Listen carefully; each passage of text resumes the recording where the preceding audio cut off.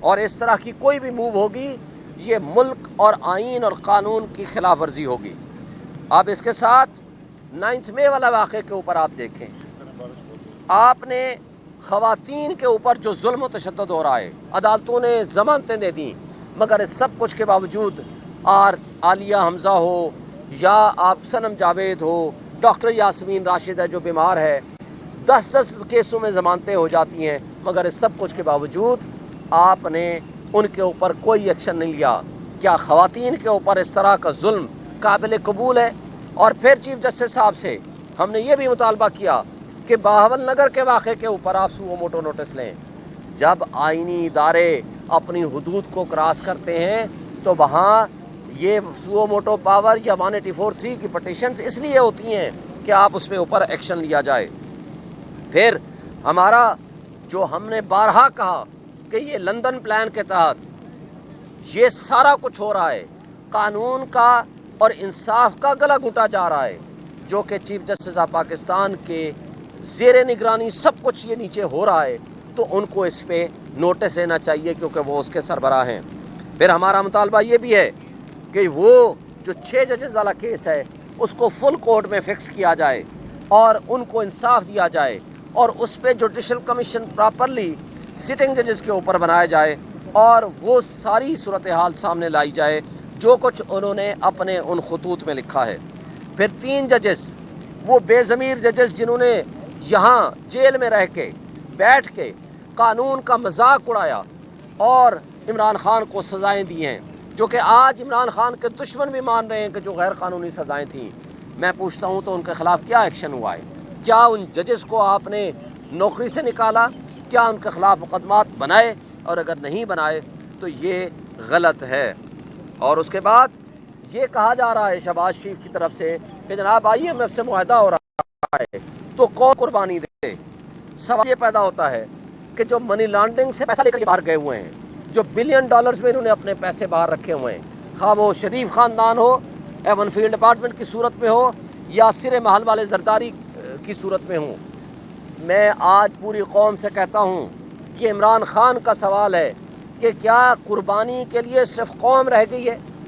آپ لوگ جو منی لانڈرنگ کے ذریعے پیسہ لے گئے ہو، ہم ابھی یہ نہیں کہتے کہ قوم کو پیسہ واپس کر دو، آپ وہ پیسہ پاکستان میں لے آئیے، وہ بلین ڈالرز پاکستان میں رکھیے، تو آپ کا ڈالر یہ 50 روپے کا ہو جائے گا، اور یہ ڈالر کو کم کرنے کا قیمت تبھی ممکن ہے کہ جب آپ وہ پیسہ اپنا یہاں لے کر آئیں گے۔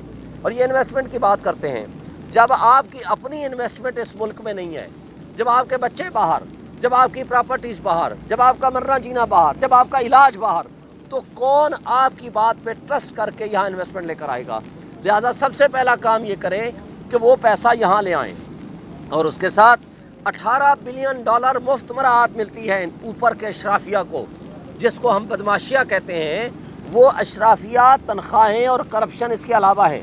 18 بلین ڈالر مفت مراعات کھا رہے ہیں، تو جب پبلک سپورٹ کی گورنمنٹ آئے گی تو وہ اس قابل ہوگی کہ جو سخت فیصلے کر سکے، وہ جو ریفارمز کر سکے، اور اس ملک کے ساتھ وہ سلوک کر سکے جو اس 25 کروڑ عوام کا حق ہے، چونکہ حق حکمرانی عوام نے دیا ہے PTI کو۔ وہ ان چوروں کو اسٹیبلشمنٹ اور ISI کی مدد سے اور بادشاہوں کی مدد سے یہاں جس انداز سے مسلط کیا گیا ہے، اس کو قوم ٹھکرا چکی ہے۔ اور کچھ پوائنٹس ہیں، انتظار صاحب بات کریں گے۔ بسم اللہ الرحمن الرحیم جی، بہت شکریہ سیف صاحب۔ میں عمران خان کا فوکل پرسن ہوں۔ ہر مقدمے اور ملاقاتوں کے لیے جو لسٹ ہم نے پرووائڈ کرنی تھی، جس کی رپورٹ انہوں نے ہائی کورٹ میں جمع کرائی ہے، جس کے اندر ایڈمٹ کیا ہے کہ میں فوکل پرسن ہوں، اس کے باوجود انہوں نے میری ایکسیس جو ہے وہ روکی ہوئی ہے۔ جس دن مقدمے کی سماعت ہوتی ہے، تمام وکلا کی لسٹ میں ان کو بھیجتا ہوں، 2 سے 3 وکلا کے علاوہ یہ کسی کو اندر جانے نہیں دیتے، مجھے بھی اندر نہیں جانے دیا جا رہا۔ آج ہماری جانب سے، خان صاحب کی جانب سے، عثمان گل صاحب نے اوپن ٹرائل کے لیے، آپ کو یاد ہوگا کچھ ساتھی یہاں پہ موجود ہیں، کہ جرنلسٹ کو بھی اندر جانے کی اجازت نہیں تھی، اور جو अंदर गए, उनके आगे शीशे की दीवारें थीं और उनकी जो पहुंच है वो बहुत दूर थी। ना कोर्ट की प्रोसीडिंग उनको समझ आ रही थी और ना उनको हमारी कोई आवाज़ जा रही थी। ओपन ट्रायल के लिए उस्मान गिल साहब की दरख्वास्त को जेल इंतज़ामिया ने रोक लिया, जिसके ऊपर जज साहब को मुकदमा दर्ज करने की दरख्वास्त दी गई गिल साहब की तरफ से।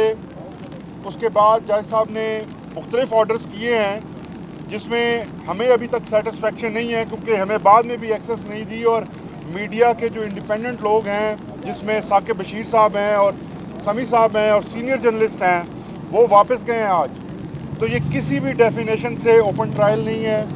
इस्लामाबाद हाई कोर्ट का जो ऑर्डर था कि ओपन ट्रायल के लिए उन्होंने जो SOPs और जो डायरेक्शंस जारी की थी, उनको वाज़े तौर पर ये अदालत पिछली अदालतों की तर्ज पर बिल्कुल वायलेट कर रही है और जेल इंतज़ामिया इसमें पूरी तौर पर उनके साथ मुलव्वस है। हम इस इक़दाम को हाई कोर्ट में चैलेंज करेंगे। हम ओपन ट्रायल के लिए high court, Islamabad high court में पिटीशन फाइल करने जा रहे हैं। और सबसे इम्पॉर्टेंट, इस वक्त बुशरा बीबी साहिबा की ख़राब तबीयत है, जिसको बार बार हमने पॉइंट आउट किया और जज साहब ने भी ओपनली उसको ऑर्डर किया।